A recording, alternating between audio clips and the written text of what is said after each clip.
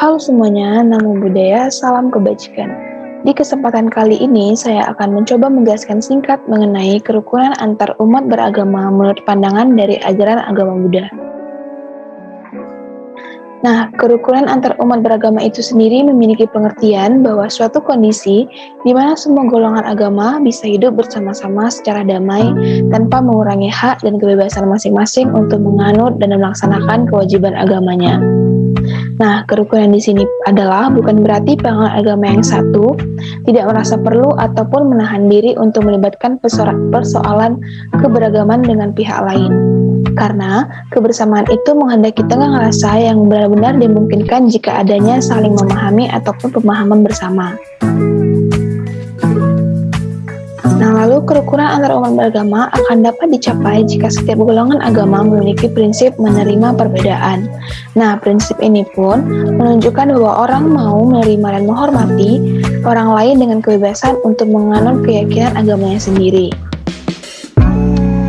Nah, adapun menurut Kamus Besar Bahasa Indonesia ada 3 kata yang mencakupi kerukunan antar umat beragama ini. Yang kata pertama yaitu rukun, yang kedua ada merukunkan, yang ketiga ada kerukunan. Nah, kata rukun ini dipahami sebagai sesuatu yang harus dipenuhi untuk sahnya pekerjaan, yang kedua yaitu asas, yang ketiga baik dan damai. Nah, kita masuk ke kata yang kedua yaitu merukunkan. Nah, merukunkan ini berarti mendamaikan dan menjadikan bersatu hati. Lalu, kata ketiga yaitu kerukunan berarti pula perihal hidup rukun dan rasa rukun dan kesepakatan.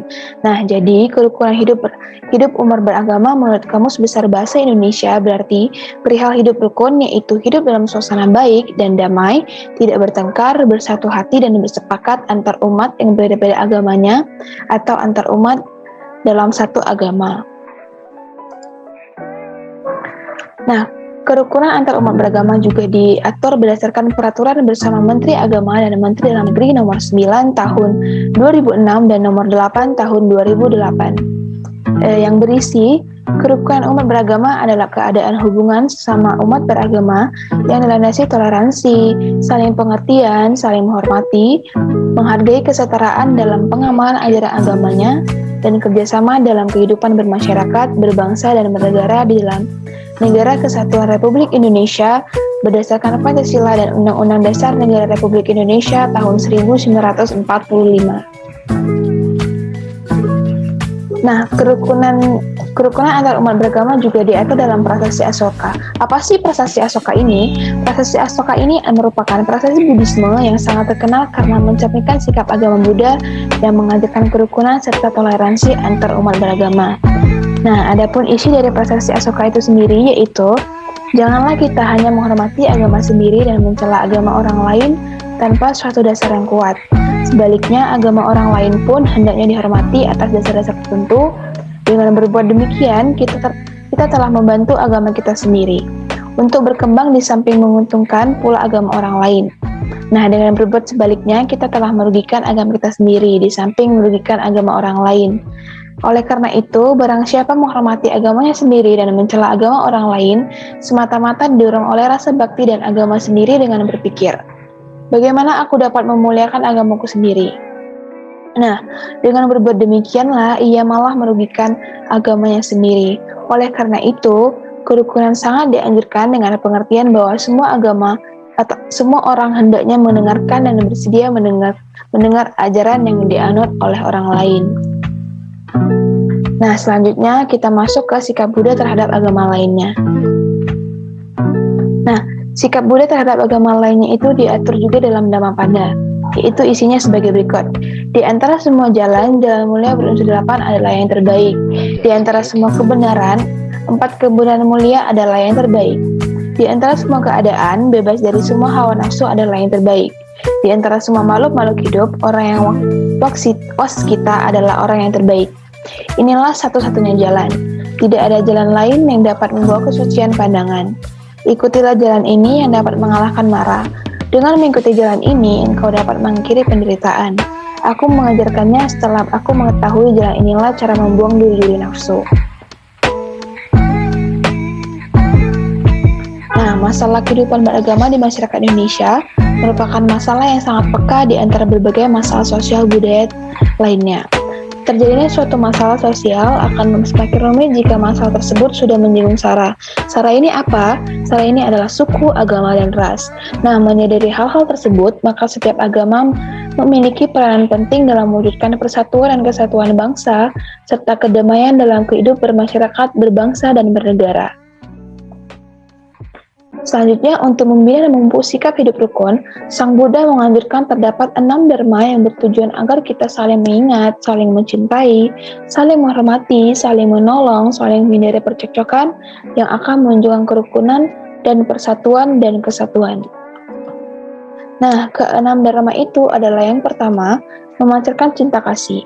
Nah, memancarkan cinta kasih ini adalah memancarkan meta dalam perbuatan kita sehari-hari, maka kedamaian, keharmonisan, dan kerukunan dan persatuan itu akan terwujud. Nah, yang kedua, menggunakan cinta kasih dalam setiap ucapan bicara dengan itikat baik, tidak menyebarkan isu, gosip, maupun fitnahan. Nah, dharma yang ketiga yaitu selalu mengarahkan pikiran pada kebajikan, sama sekali tidak menginginkan orang lain celaka. Yang keempat, yaitu menerima buah karma yang baik, yaitu kebahagiaan, berusaha untuk tidak serakah, dan membagikan kebahagiaan tersebut pada orang lain dan rasa kepedulian sosial. Yang kelima, yaitu melaksanakan moral atau sila, yaitu etika dengan sungguh-sungguh dalam pergaulan bermasyarakat, tidak berbuat sesuatu yang melukai perasaan orang lain. Dapat juga kita dengan melaksanakan Pancasila Buddhis dalam kehidupan sehari-hari kita. Nah, yang terakhir, yang keenam, ada mempunyai pandangan yang sama. Mempunyai pandangan yang sama di sini adalah di mana bersifat membebaskan diri dari penderitaan dan membawanya berbuat sesuai dengan pandangan tersebut.